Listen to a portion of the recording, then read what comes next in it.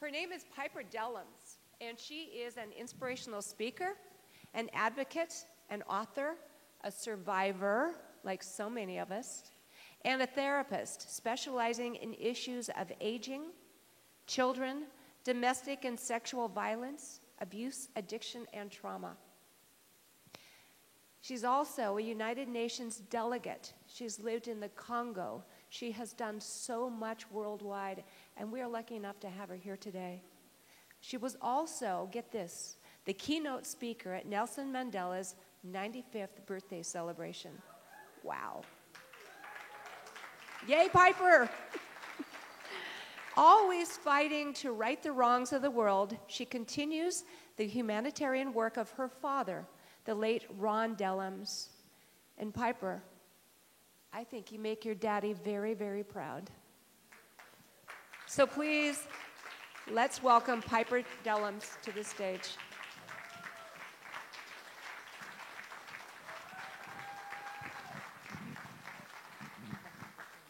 I want to make sure, is this mic on? So I wasn't prepared emotionally, physically, or spiritually for my father to leave. It was just 10 days ago, and I was told yesterday that they would be presenting a small video in his memory. What I do recognize from being here today is there is a reminder of life and birth and death, because it's all disruptive, it's bloody, it's terrifying, it's painful. There are dark places that you go to when someone that you love dearly dies. There are dark places that you go to when a seed is inside the womb of a woman. There are dark places that you go to as a seed that is broken into earth. Life and death, this evolutionary continuum, is a bloody place, and a beautiful place, and a painful place. And I'm sitting in the center of that place, right here, right now, and today. My father was not only a United States congressman, he was the son of a longshoreman born in 1935 in West Oakland, California. And he went from a man whose hands picked cotton to a man whose hands picked fruit with labor workers, Cesar Chavez. He marched with Angela Davis, with Martin Luther King. He was the first man to call himself a feminist in the women's rights movement. He was the one who authored the Comprehensive Sanctions Act to end apartheid in South Africa and free Nelson Mandela. 15 years he fought before the world came forth to say that there was a problem. 15 years, Ronald Reagan vetoed his bill. 15 years before we were able to free Mandela, 25 million people from oppression and depression, from hatred and bigotry, from fascism, from third world, the annihilation of women and children all over the world, from Haiti to Grenada to South America to Cuba to Russia to the United States, to dark alleys where women are on their knees and crumpled $10 bills in their hands. He fought for women. He fought against trafficking. He fought for the greatest woman, which is the earth. He fought to say enough is enough. If we do not fix the environmental issue, this is an equal opportunity destroyer. It will not matter your color, your gender, your economic status, who you choose to love, or how you choose to worship. If we do not save this one first mother, which is earth, if we don't take care of this woman, then how are we going to take care of the women that are sitting in this room, for the women that are sitting incarcerated, for the women that are hopeless, that are helpless, that are poor, that are bleeding, that are crying out? How are we going to pass the baton to the next generation? And so without further ado, I think it's my understanding that there is a short little vignette. They told me just to say 1 second about him, but it's difficult to speak about your best friend, your soulmate, your partner, your rock. I speak to my father 4 times a day, as I have my entire life. And so for the last 10 days, I'm rushing to a phone, and he's not there. But I had the most extraordinary experience that I think all of us have as women when we push forth and bleed through and birth our children from one dimension to the next. All of the mothers in the room know what that means. We know what it means when our water breaks. We know the pain of labor. We know that we have to be stretched and pulled and expanded. Things have to be moved to the side. We have to be disrupted. Something has to die for something to live. Well, my father had to die so that I could be translated from a label of victim to a label of victorious. But I did not know that I was going to have to let go of his hand, certainly not this soon. But I have to say that there is no greater joy, whether we are embracing or loving the ancient eternity of a tree, of an earth, of a neighbor. There is nothing more exclusively profound than being allowed, being given the right, being given the dignity to sit with the man who held me and raised me, who helped feed me, who gave me everything that I ever wanted, my dreams, my pain, my joy, my sorrow, my strength, my conviction, mercy and grace, and to be able to sit before him at a bedside 22 hours a day for 3.5 weeks as cancer raged through this temporal temple of his body so that he could be pushed from this dimension where he ran an extraordinary race into the next dimension where he is present with us now. It was a beautiful time to be able to wash him and feed him and clean him and bathe him and kiss him and kiss him and kiss him again. Because what my father said to me is the same thing that he said to the nations. Peace is possible. And at the end of his life, he said peace is an imperative. And we have to recognize that it is an imperative that we come together. For if you catch a cold in the Middle East, if you sneeze in California, you will get the flu in Africa because we are interconnected. We are one dimension, one glory to glory, one glory to glory. You must shed blood if there's going to be freedom, whether it is the blood shed from a mother's womb or the blood shed from a soldier on a field or the blood shed from letting go of your father's hand in disease. You must shed blood. You must sacrifice if we're going to move into the next dimension. So women, rise up like the sun. Men, rise up like the sun. Children, rise up like the sun. We are moving from glory to glory, from dimension to dimension. We are seeds that fall into the earth with an intention to die. We must die and go to dark places. Each and every one of us in this room has been in a dark place.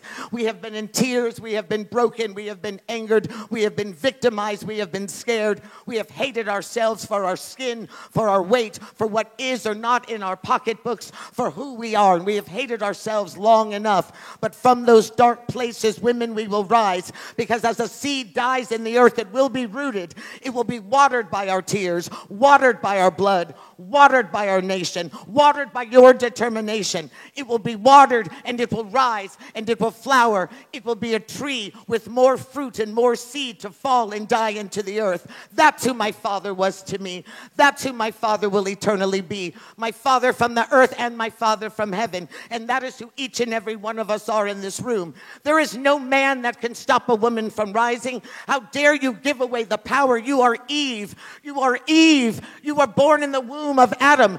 You came from his side because God told man that everything you'll ever need is already inside of you. That is woman. That is her seed from generation to generation. You don't need a man to tell you that you're enough. You don't need a man to tell you that you're beautiful. You need to tell yourself, tell your children, and rise. Rise, women. Rise. There is no life without us. There is no tomorrow without us. There is no fertility without us. There is no compassion or mercy or grace without us. And yes, we will walk through fire seasons because we are women. We will cry and we will burn. We will be in back alleys on our knees, selling our souls to men. But only in dark places, only in fire is gold made perfect. Don't worry about what you've been through. You are not the sum total of your story. That is simply a chapter to rise you, to expand you. That is how we grow compassion. That is how we become who we are. It is okay to go through fires because you become multifaceted. Diamonds are made perfect over time and under great pressure. We are diamonds in the kingdom of God, women. We are diamonds, and every day as the sun, we will rise.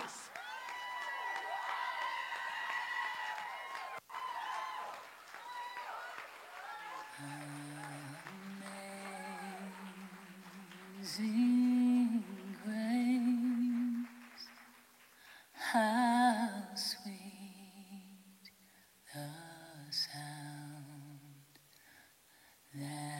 had saved a wretch like me.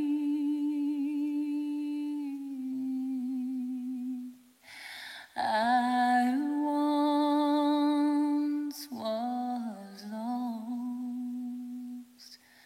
but now I'm found. Was blind, but now I see.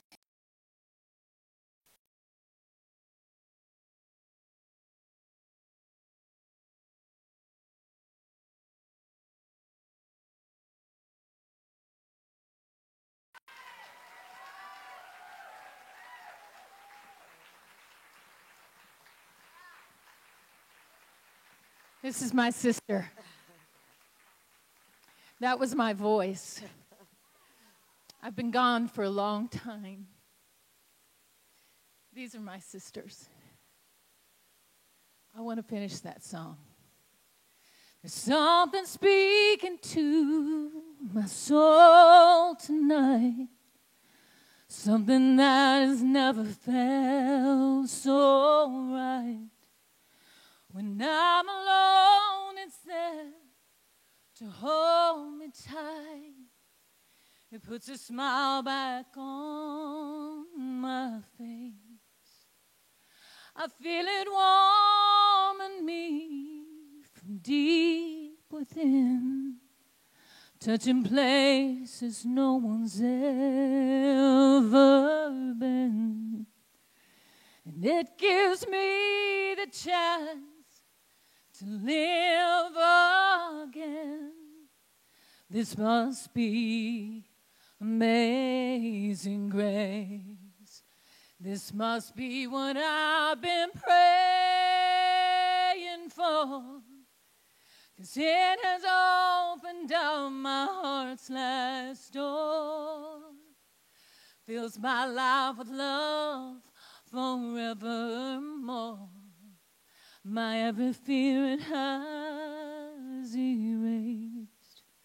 So if you're wondering why I'm smiling now, why every tear I've cried is gone somehow, makes me remember how to humbly bow.